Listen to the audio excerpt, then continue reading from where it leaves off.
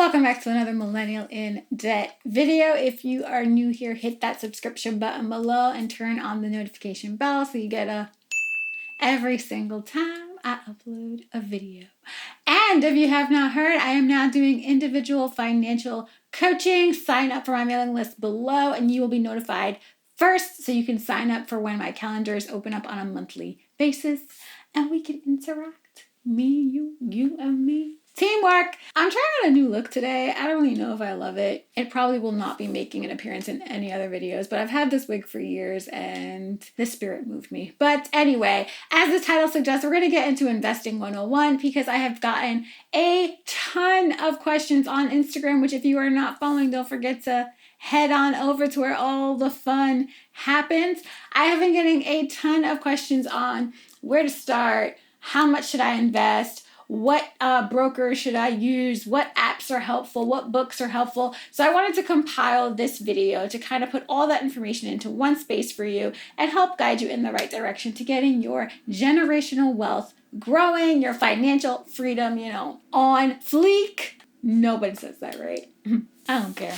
Anyways, the tips. The first thing that I always suggest before anybody makes a single investment is that you have an emergency savings fund. Now, retirement is so far away, and investing is so this and so that. You don't want to get into any of that until you have an emergency savings fund. If 2020 has taught us anything at all, is that if we stay ready, we still sometimes won't be ready. So you want to have an emergency savings account of 3 to 6 months before you start investing. Now, what that also means is you need to sit down with your finances and your money and see how much is it going to cost you to save up for 3 to 6 months, right? How much money do you have to save in order to be good for 6 months if something goes wrong, or to be good for 3 months if something goes wrong? So that is your first step. The next step after you've sat down with your finances and you've, set aside, you have 6 months of your emergency savings fully stocked, fully vested in a high yield savings account. We've spoken about this. And so you're ready. You're like, okay, I want to dive in Millennial in Debt. What do we do now? Where do we go? The next thing is that you need to decide how much you're willing to invest. And you want to decide on a consistent number that you can put aside that you won't need for bills, that you won't need for anything else, to go into whatever investment account you're using. So the general rule of thumb is that you invest 10 to 15% of your income into retirement. So those are things like an IRA, a Roth IRA, a 401k. And I genuinely like that rule of thumb. You at least want to be contributing into a 401k at the maximum capacity so you can get the match, the full match, right? So if your company is matching up to 15%, up to 30, 50, whatever they're matching, that's how much money you want to put in, right? So it's like, okay, we're going to match up to $20,000.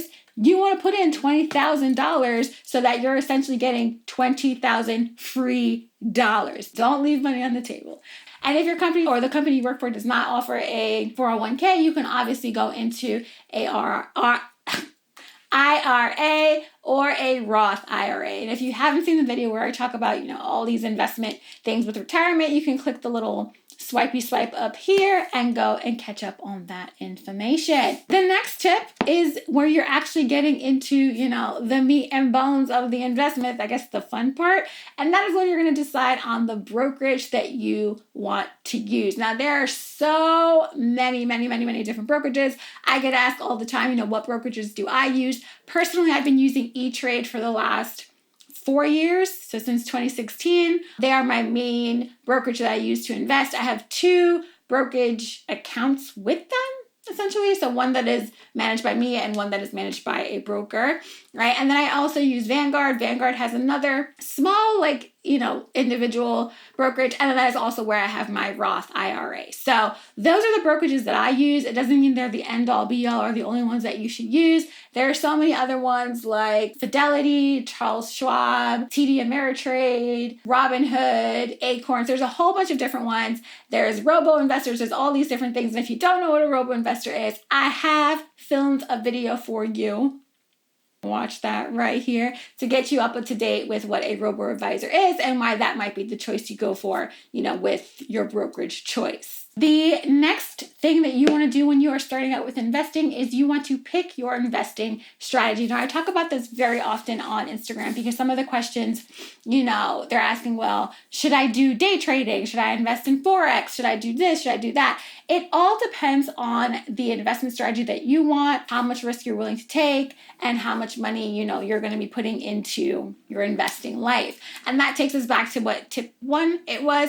How much money are you going to put in there? When are you going to be taking it out, right? If it's something you're looking to invest for the next 20 years, then you want to look into a Roth IRA, you want to look into your 401k, you want to look into low-cost index funds and ETFs, right? But if it's something that you want this money a little faster, maybe you want to actually just put it into a high-yield savings account. So you really need to decide what it is that you want from your money in the investment, world. Do I want it in 10 years? Do I want it in 20 years? Do I want it in 5 years? Do I want it right now? Right? When do I want it? And so that brings me to my last tip. You need to read up on your options. Now, what that means is, are you going to be investing in mutual funds, in individual stocks, in bonds, in ETFs, and index funds? You need to know what these things are. And it just so happens that I have done a little ABCs of the stock market world for you. You know the vibes, you know where to find it. And so you want to make sure okay, well, if I'm going to do long term, then it's probably best for me to do index funds and ETFs. And I want to know, how much it's going to cost if I decide to invest in mutual funds, because those are actively managed and those fees are a lot higher than with index funds and ETFs. So these are things that you want to inform yourself. I have put a link to my Amazon storefront that will take you to a plethora of investing books that I love, that I stand behind, that are really good when you're getting into investing. I don't really know what to do when you're just trying to get your feet wet. So I hope this video was helpful for you. I hope you enjoyed my auntie / Rihanna Red wig going on, and I will catch you in the next video. Bye.